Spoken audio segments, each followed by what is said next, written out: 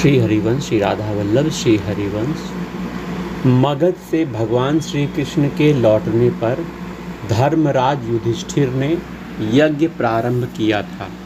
उस महान यज्ञ में सब संबंधी तथा मित्रगण अनेक कार्यों में नियुक्त हुए थे। दुर्योधन को राजाओं से उपहार लेने का काम मिला था। दान करने का काम कर्ण को सौंपा गया था। भीमसेन भोजशाला के अध्यक्ष थे। भगवान श्री कृष्ण ने यज्ञ के कार्यों से आए ब्राह्मण के चरण धोने का कार्य स्वयं चुना था। वे बड़ी श्रद्धा से ब्राह्मणों के चरण धोते थे। वहीं नारद मुनि भी भगवान से चरण धुलाने पहुंच गए थे और उन्होंने कई बार भगवान से चरण धुलवाए थे। सम्राट युधिष्ठिर का राजसूय यज्ञ पूरा भी हो गया। अब सदस्यों का पूजन करते समय यह प्रश्न उठा कि सम्राट सबसे पहले किसका पूजन करें। लोगों में अनेक मत थे, किंतु सहदेव ने श्री कृष्णचंद्र के प्रथम पूजन का प्रस्ताव किया। भीष्म पितामह तथा दूसरे भी सामान्य लोगों ने इस प्रस्ताव का समर्थन किया।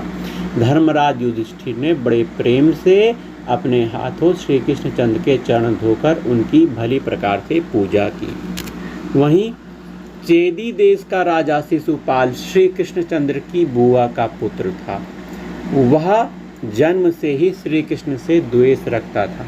श्री कृष्ण की प्रथम पूजा होते देखकर वह जल उठा, गालियां बकने लगा। अपनी बुआ को श्याम सुंदर ने वचन दिया था कि वह शिशुपाल के 100 अपराध को क्षमा कर देंगे। अतः भगवान श्री कृष्ण चुपचाप शिशुपाल के दुर्वचन को सुनते रहे। शिशुपाल जब 100 से अधिक गालियां बक चुका था, तब श्री कृष्ण ने चक्र से उसके सर को काट दिया। सबके देखते देखते शिशुपाल शरीर से एक ज्योति निकली और भगवान श्री कृष्ण के चरणों में लीन हो गई। श्री कृष्ण ने द्वेष भाव से भी मन लगाने के कारण शिशुपाल को मुक्त कर दिया। शिशुपाल के मित्र साल्व ने कठोर तप करके भगवान शंकर को प्रसन्न किया। उसने भगवान शंकर से यदुवंशियों के नाश के लिए भयानक विमान मांगा। शंकर जी की आज्ञा से मैदान वन उसके लिए सौभ नाम का एक ऐसा विमान बना दिया। दानव ने एक ऐसा विमान बना दिया जो इच्छा के अनुसार आकाश में, पानी पर, पृथ्वी पर, पर्वत पर बड़ी तेजी से चल सकता था और अदृश्य भी हो जाता था। उस विमान में सारी सेना को चढ़ाकर साल्व ने द्वारिका पर चढ़ाई कर दी। उस समय तक श्री कृष्णचंद्र इंद्रप्रस्थ से लौटे नहीं थे। यादवसुरों के साथ प्रद्युम्न ने साल्व का सामना किया। बड़ा भयंकर युद्ध हुआ। यह युद्ध चल ही रहा था कि इंद्रप्रस्थ से श्री कृष्ण भगवान भी आ गए। श्री कृष्ण के सांग धनुष के बाणों से साल्व के बचे खुचे सैनिक भी यमलोक भेज दिए। उनका सौभ विमान श्री कृष्ण की गदा के चोट से टूटकर समुद्र में गिर गया। अंत में साल्व ने श्री कृष्ण को मारने के लिए गदा उठाई, किंतु उसकी भुजा श्री कृष्णचंद्र ने बाणों से काट दी और चक्र से उसके मस्तक को भी काट के अलग कर दिया। वहीं करुष देश का राजा दंतवक्त्र साल्व का मित्र था। उसने अपने बल का बड़ा गर्व था। अकेले पैदल गदा लिए वह साल्व की सहायता करने दौड़ के आ गया, किंतु साल्व मारा जा चुका था। दंतवक्त्र ने श्री कृष्ण की छाती पर गदा मारी। उसका प्रहार सहकर श्री कृष्णचंद्र ने अपनी कौमुद की गदा उसकी छाती पर दे मारी। तब दंतवक्त्र की छाती फट गई, वह मर के गिर गया। दुर्योधन ने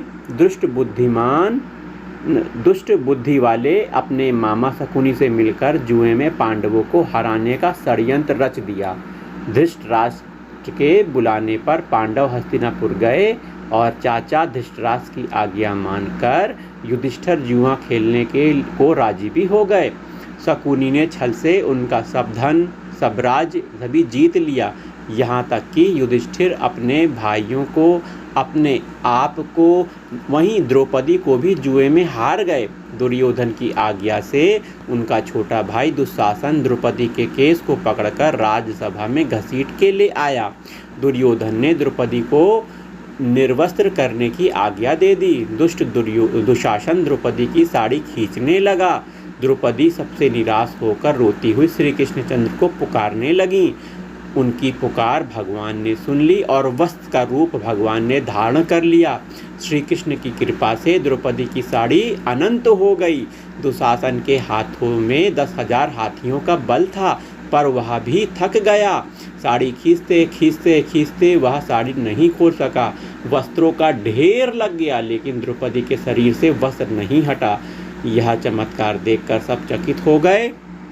वहीं विदुर के समझाने पर धृतराष्ट्र ने पांडवों और द्रौपदी को दास्ता से मुक्त कर दिया, लेकिन दुर्योधन ने फिर जुआ खेलने के लिए युधिष्ठिर को विवश किया। युधिष्ठिर फिर हार गए और नई शर्त के अनुसार पत्नी भाइयों के साथ 12 वर्ष का वनवास और 1 वर्ष का अज्ञातवास उन्हें स्वीकार करना पड़ा।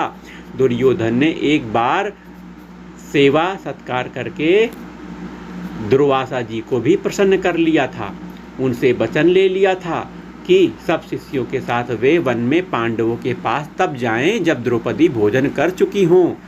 10,000 शिष्यों के साथ दुर्वासा जी वन में पांडवों के पास इस योजना के अनुसार पहुँचे। युधिष्ठिर से भोजन का प्रबंध करने को कहकर सरोवर में स्नान करने के लिए दुर्वासा जी चले गए।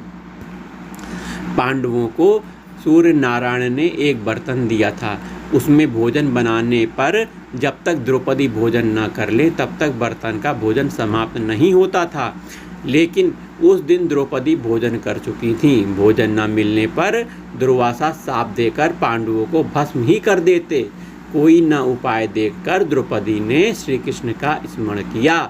स्मरण करते ही श्याम सुंदर वहां आ गए और भोजन मांगने लगे।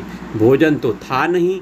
श्री कृष्ण ने वह बटुली बर्तन को मांगा। बर्तन में ढूंढकर एक साग का पत्ता उन्हें मिला। उस साग के पत्ते को भगवान श्री कृष्ण ने खा लिया। भगवान ने खा लिया तो सारा विश्व तृप्त हो गया। यह कहकर डकार भगवान ने ले ली।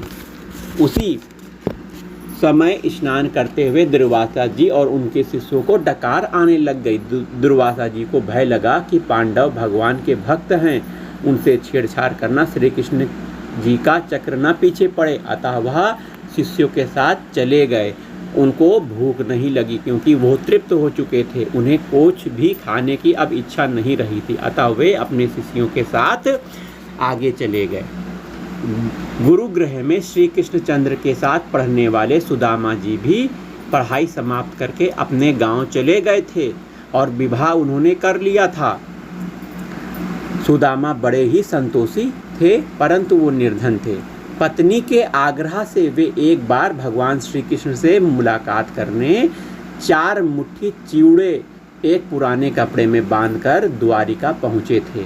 भगवान श्री कृष्ण ने सुदामा को गले लगाकर उनका आदर सत्कार किया था, उनके चरण धोए थे। अपने आंसुओं से भगवान श्री कृष्ण ने अपने मित्र सुदामा के चरणों को धोया था और अपने सोने वाले पलंग पर उन्हें बैठाया था, उन्हें भोजन करवाया था, उन्हें आराम करवाया था। स्वयं उनकी सेवा करते थे, उनके चरण दबाते थे, उन्हें पंखा करते थे। वहीं रुक्मणी जी भी चरण डुलाने लगती थीं और श्याम सुंदर उनके चरणों को धोते थे। सुदामा संकोच से उन चिवड़े को न दे सके तो श्याम सुंदर ने श्री कृष्ण ने गठरी को खींच ली। वस्त्र फट गया। फर्श पर बिखरे चिवड़े समेटकर श्री कृष्ण ने एक मुट्ठी खा ली। एक मुट्ठी चिवड़ा खाकर श्री कृष्ण ने सुदामा की पत्नी को चुपचाप अपार संपत्ति भिजवा दी। विश्वकर्मा ने सुदामा का भवन द्वारका के भवनों के समान संपूर्ण संपत्ति से परिपूर्ण बना दिया था। लेकिन सुदामा को इसका पता तब लगा जब वे द्वारिका से श्याम सुंदर का सत्कार पाकर घर लौटे थे। एक बार की बात है, सूर्य ग्रहण पर बलराम जी, श्री कृष्णचंद्र जी तथा दूसरे सब यादव अपने परिवार के साथ ग्रहण स्नान करने कुरुक्षेत्र के समस्त पंचक तीर्थ पर गए थे। समंत पंचक तीर्थ पर गए थे। ब्रज से नंद बाबा, गोप गोपी अन्य ब्रजजनों के साथ श्री कृष्ण से भेंट करने की ही आशा से वहां आ गए थे। श्री कृष्णचंद्र, बलराम जी आदि नंद बाबा, मैया यशोदा ब्रज के गोप गोपियों से मिले थे। ब्रज और द्वारिका के लोग एक परिवार के समान वहां रहे। वसुदेव जी ने वहीं एक यज्ञ भी किया था। आगे की चर्चा बाद में करेंगे। राधा वल्लभ श्री हरिवंश, राधा वल्लभ श्री हरिवंश।